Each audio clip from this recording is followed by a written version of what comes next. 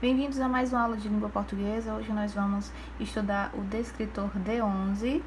Para quem não lembra aí, o descritor D11, a gente vai reconhecer os elementos que compõem a narrativa e também o conflito geral. Um pouco sobre o D11, a gente precisa entender a estrutura do texto narrativo, certo?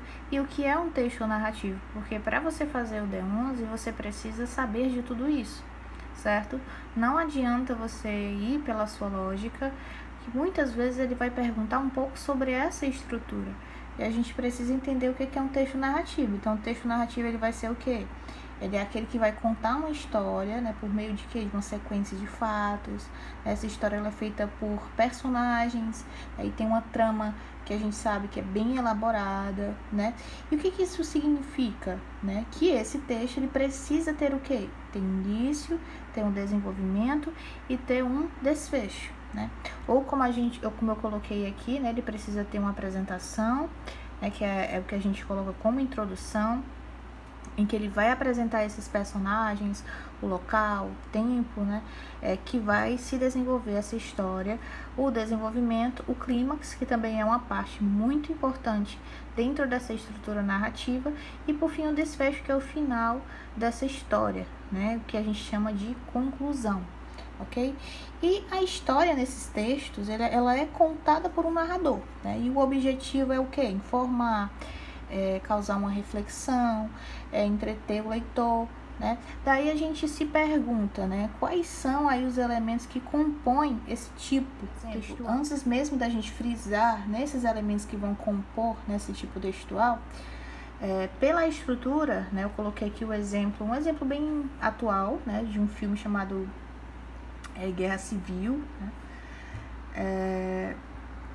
E a partir desse filme a gente pode já procurar uma estrutura, né, essa estrutura narrativa. Por exemplo, na apresentação, que faz parte dessa estrutura, a gente tem aí o Steve Rogers, né, que no caso aí é o Capitão América. Ele é o líder dos Vingadores nesse filme, né, e ele sempre vai tentar manter a união dentro desse grupo, né, enquanto nós temos aí o Tony Stark, que é também desse grupo, mas que faz acordos, né, com agentes do governo americano. Então, essa é a apresentação geral, né, dessa história. E onde é que a gente pode encontrar um conflito, né? Porque a narrativa ela possui um conflito e você precisa identificar. Então, lá no dia da prova, você vai ter que identificar não só a apresentação, clímax e desfecho, mas também um possível conflito, né? O início desse conflito. Por exemplo, aqui o conflito é que os políticos eles decidem aí controlar esses Vingadores, né? E a decisão ela vai colocar esse Capitão América, né, que é o líder do grupo, numa rota de colisão com o Homem de Ferro, né, que estava fazendo acordos aí com esses agentes do governo americano.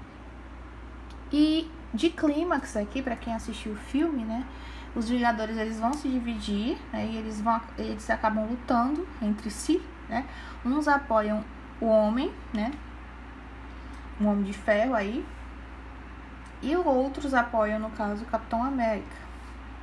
Eu destaquei aí, né, que a notícia ela é prioritariamente um gênero narrativo e que o autor ele utiliza esse gênero como motivador para produzir, por exemplo, um poema, como pode também produzir um conto, uma crônica, certo?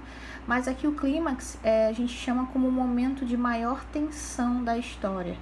É o momento em que a gente vai realmente entender como é que vai se dar esse desfecho, né, essa conclusão, né? Realmente a partir desse clímax, o desfecho ele pode terminar feliz ou pode terminar triste. Aqui no desfecho, né, o Homem de Ferro, né, e o Capitão América eles vão se enfrentar, né, em uma luta. E o Steve Rogers, que no caso é o Capitão América, ele vai entregar o escudo para o John Stark, né, o Homem de Ferro, depois que ele descobre a verdade sobre a morte de seu pai, né? Então aí só quem realmente assistiu o filme vai compreender. Mas observe, né, a gente consegue identificar muito bem essa estrutura narrativa. E é até uma forma também, uma sugestão para que vocês identifiquem isso até em outros filmes ou em livros que vocês já leram, né? Que possuem, por exemplo, narrativas bem profundas ou contos. Então, como eu estava falando, né? A gente vai ter alguns elementos que vão compor esse tipo de texto. Né? Por exemplo, nós vamos ter o narrador, nós vamos ter o personagem, tempo, espaço, né? Então, por exemplo, em relação ao narrador, né, o narrador ele pode ser o personagem, né, participar ativamente da história, como ele pode ser onisciente, né?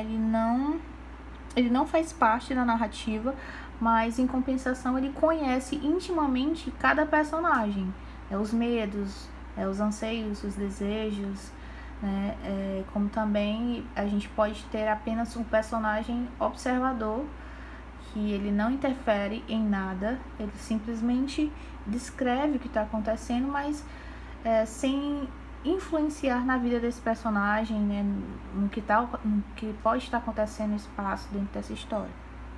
O enredo, lembrem-se sempre aí que o enredo aí da história, ele é a trama, a gente chama muito de trama, e essa trama ela vai contar a história, então o enredo é a história.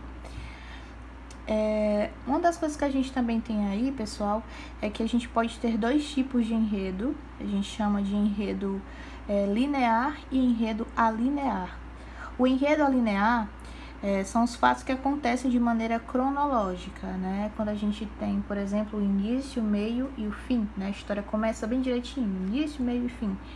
E o enredo alinear é quando essa ordem ela é invertida, né? Tem histórias que começam do final, né? Acho que vocês já leram alguma história ou assistiram até mesmo um filme que ele começa do final, para depois chegar, né, à conclusão que foi realmente o início de tudo isso, né?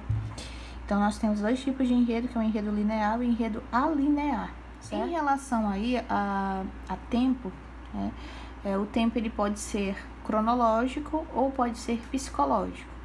O tempo cronológico, pessoal, é o tempo que a gente já conhece, é o tempo comum, em que os fatos eles ocorrem de acordo com o tempo em que nós estamos acostumados a viver, né?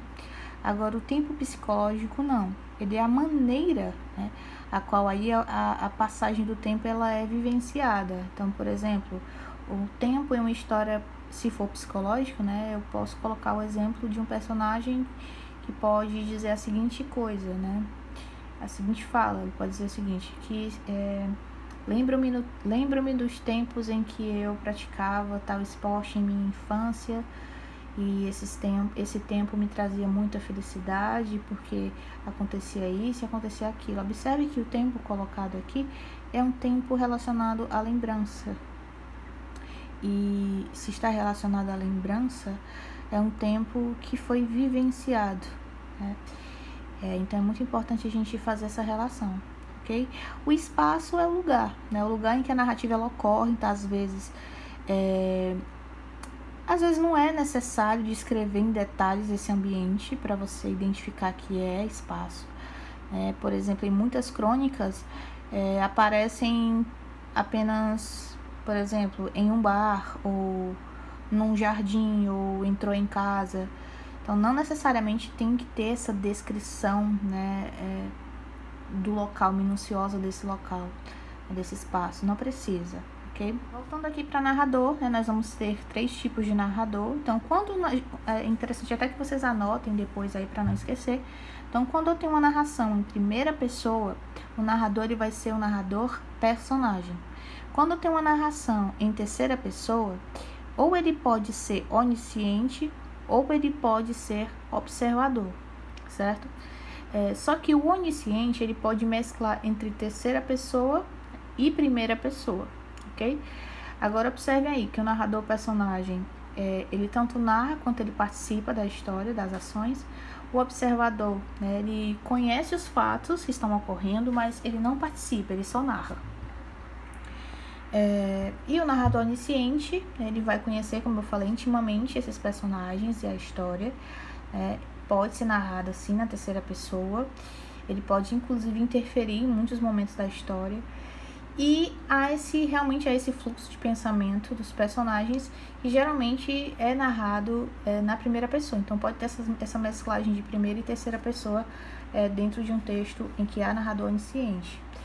Aí a gente chega no quesito verossimilhança, né? E é um ponto que vocês precisam levar para a vida inteira quando vocês estiverem fazendo a leitura interpretativa de um texto narrativo. Sempre relacionar essa história à nossa realidade. Então a verossimilhança ela está muito ligada ao que é real, é o que está ligado à nossa realidade. Então, a gente vai falar muito sobre a verdade dentro dessa obra. Então, quando vocês forem ler qualquer tipo de texto, mas no caso aqui a gente vai falar de narrativo, tentem assemelhar, né, esse texto, essa história à nossa realidade. Pronto, então vamos aqui treinar um pouco a questão narrativa com um poema do Manuel Bandeira chamado Poema Tirado de Notícia de Jornal. Realmente foi tirado de uma notícia de jornal, né? O autor ele leu dentro de um jornal uma notícia que chamou muita atenção de um homem chamado João. João Gostoso desapareceu no mar. Ele aproveitou essa deixa da notícia e criou o seu poema a partir dessa notícia, certo? A partir da notícia, aliás, né, só frisando aqui na notícia, não sei se dá pra vocês identificarem, porque realmente a imagem era muito antiga. Ela coloca aí que o carregador da Feira Livre, conhecido pelo vulgo, né, de João Gostoso, de cor preta.